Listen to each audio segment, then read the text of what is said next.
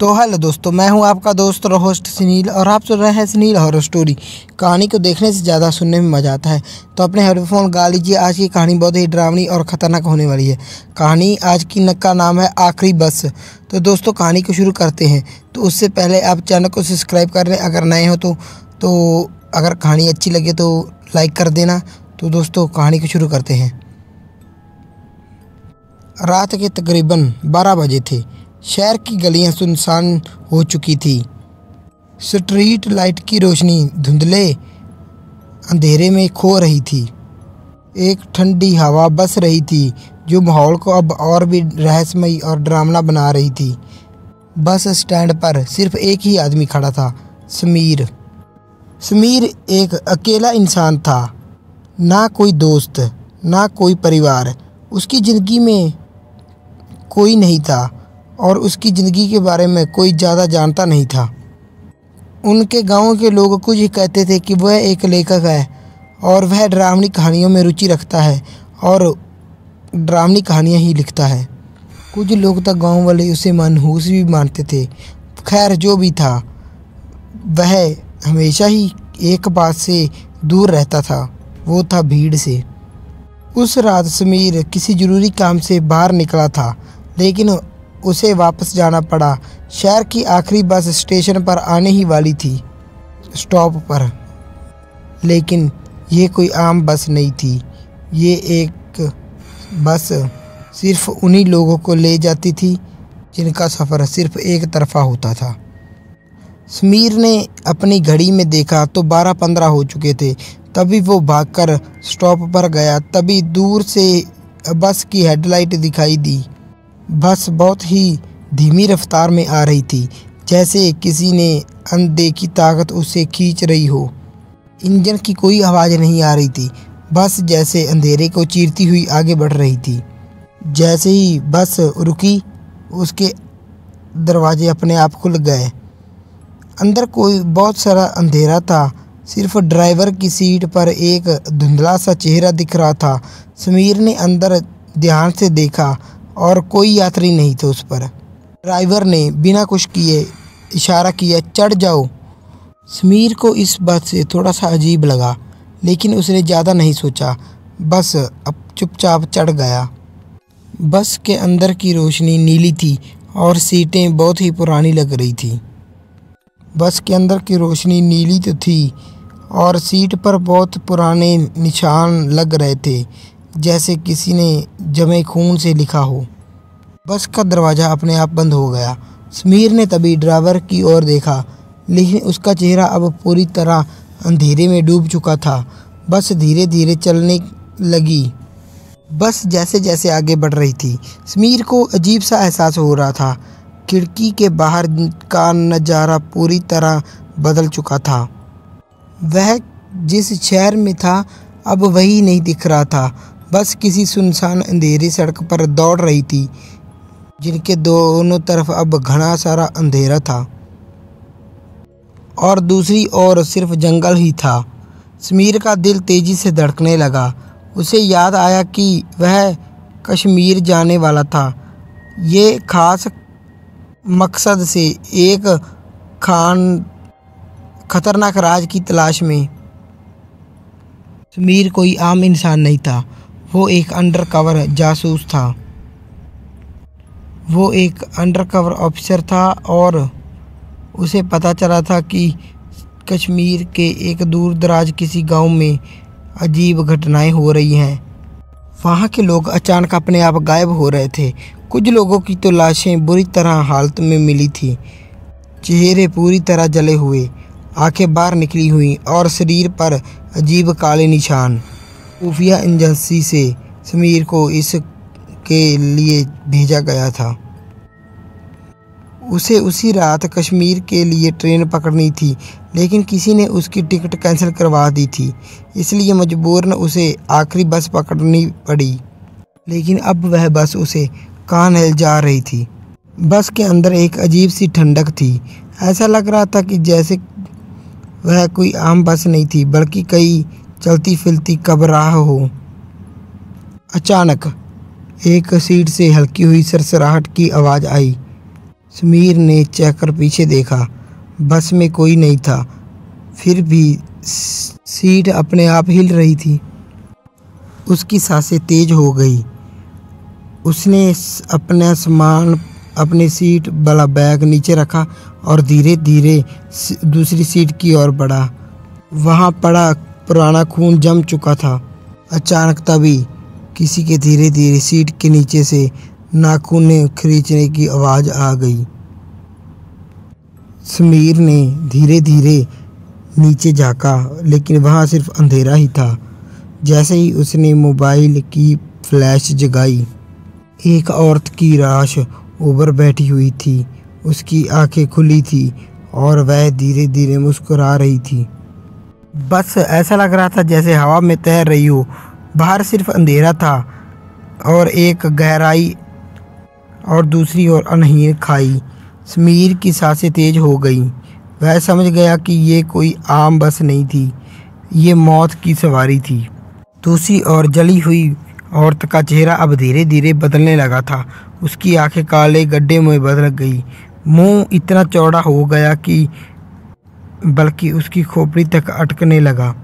मुंह इतना चौड़ा हो गया, उसकी हड्डियां अंदर ही अंदर चमचमाने लगी। अचानक उसकी पूरी त्वचा झड़ने लगी। अब वह सिर्फ एक अध जली कंकाल थी जो हवा में तैरते हुए समीर के करीब आ रही थी। समीर ने पसीने से भीगे हुए हाथों से अपनी पिस्टल निकाली और दोबारा तान दी। वो पर समीर के करीब आ गया था। समीर के पसीने से हाथ भीग रहे थे। उसके हाथ कांप रहे थे और फिर उसने हिम्मत कर अपनी पिस्तौल दोबारा तान दी। लेकिन ये व्यर्थ था। यहाँ से कोई जिंदा नहीं जाता। उसकी फटी फटी आवाज़ समीर के कानों में गूंज लगी। अचानक बस का झटका लगा और समीर आगे की ओर गिर पड़ा। उसकी कोहनी पर सख्त चीज की चोट दिखाई देने लगी। एक और लाश, लेकिन ये लाश ताज़ा थी। और डरावनी बात तो ये थी कि इसकी शक्ल बिल्कुल समीर जैसी थी। समीर का दिल कांप रहा था। वह समझ नहीं पा रहा था कि ये सब क्या हो रहा है।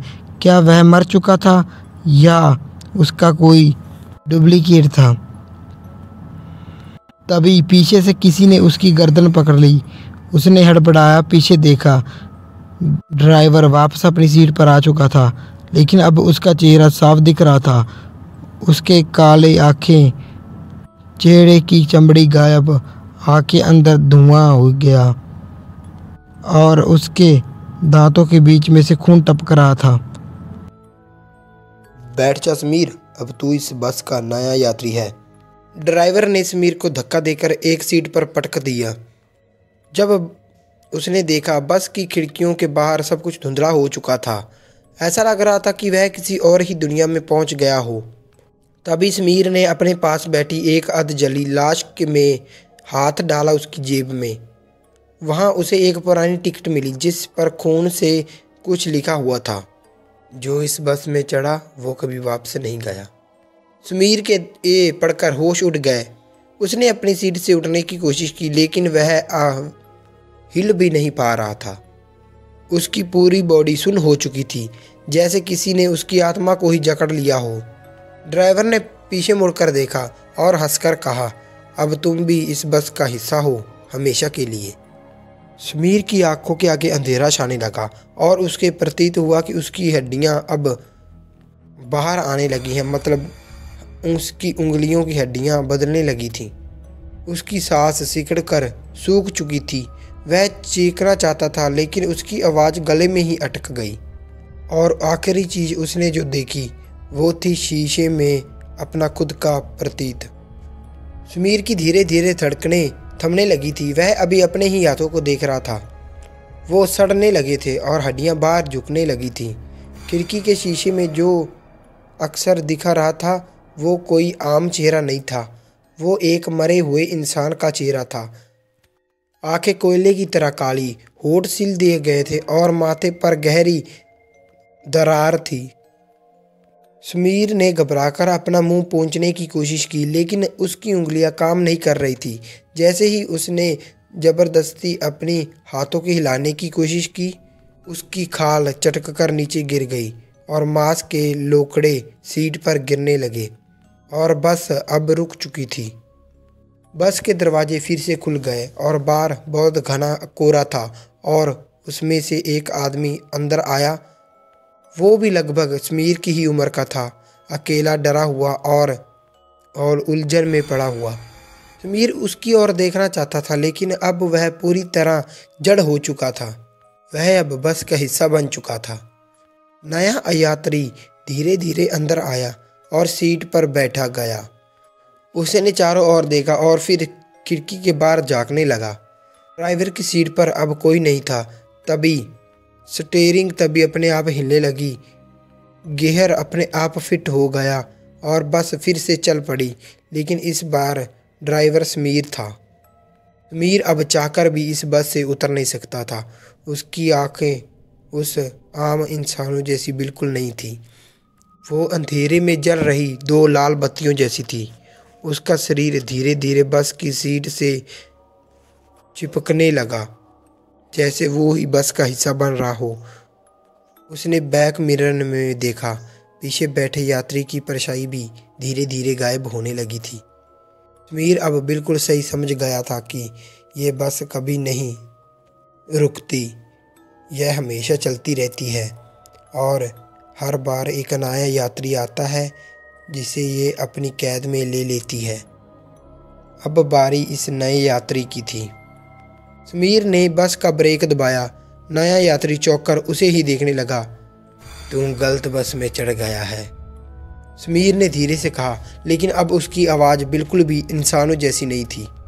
बस के अंदर हड्डियां चटकाने की आवाज़ आने लगी हर सीट से हाथ निकलने लगे और जो उस आदमी को पकड़ने की कोशिश कर रहे थे। उस आदमी के चीखने चिल्लाने की कोशिश की, लेकिन अब बहुत देर हो चुकी थी। बस अब फिर चल पड़ी अपने अगले शिकार की तलाश में, या फिर शायद तुम अगली सवारी बनो। तो दोस्तों, कैसी लगी आपकी कहानी? लाइक शेयर कमेंट करके जरूर बता देना और चैनल को सब्सक्राइब कर लेना। इसका अगला भाग चाहिए तो आप कमेंटों में बता देना, इसका अगला भाग बनाएंगे। और इस बार ना थोड़ी सी क्वालिटी में फ़र्क है, अगली बार इससे भी अच्छी बनाएंगे। वो आवाज़ अच्छी नहीं आ रही थी। तो दोस्तों, अगर कहानी अच्छी लगी तो सब्सक्राइब और लाइक कर देना। मिलते हैं इससे भी अगली कहानी में, तब तक के लिए धन्यवाद।